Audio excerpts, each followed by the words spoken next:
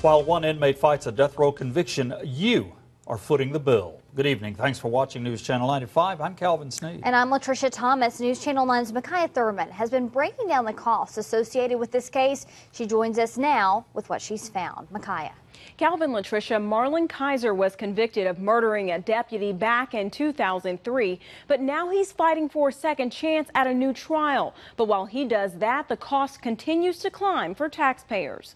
Marlon Duane Kiser faces 3 death sentences after being convicted for shooting Deputy Donald Bond with a high-powered assault rifle back in 2001. Bond interrupted Kiser trying to torch a fruit stand in East Brainerd. More than a decade after his original conviction, Marlon Kiser is still fighting for a second chance at a trial. But with every one of Kiser's appeals, there's a dollar amount attached to each hearing, a dollar amount coming right out of taxpayers' wallets. But just how much are we talking? The cost to house a death row inmate is about $103 a day. Over the last 11 years, that totals to more than $416,000. And one of those extra security measures includes a tunnel like this one that's used to safely transport inmates from the jail to the courthouse. We want to make sure that every inmate is safe and we keep the public safe.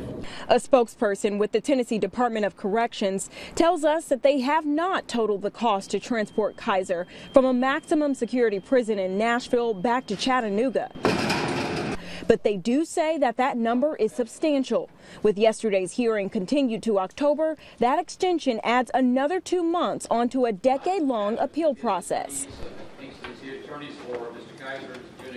We reached out to Marlon Kiser's attorney for comment. He says this hearing is not merely another mundane step in the process, but instead an attempt at justice, not just for Marlon Kiser, but for the Bond family as well. Simply stated, in a trial where a man's life lay in the balance, the jury did not get to hear all of the evidence. In such an instance, there can be no margin for error. So I guess just one way or another, the taxpayers are out for this, whether he wins or loses in this trial. That's exactly right, Calvin. That money is not coming back.